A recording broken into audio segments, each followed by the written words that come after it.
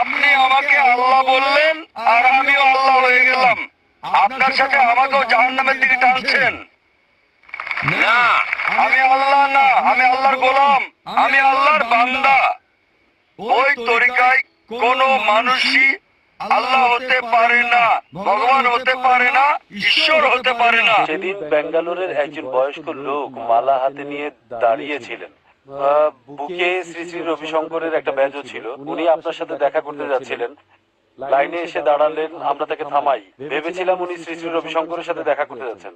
আমরা তাকে বললাম যে উনি চলে গেছেন। তিনি তখন মালাটা নিয়ে দেখিয়ে বললেন, খোদাকে দেখতে এসেছি, শ্রী শ্রী নয়, জাকির নায়েকই সঠিক। আপনি যেভাবে সুন্দর করে বিভিন্ন ধর্ম থেকে উদ্ধৃতি দেন, হিন্দুরা তাতে ভুল পথে চলে যাচ্ছে। তারা মনে করছে আপনি ঈশ্বর। হয়তো আপনি হয়ে যাবেন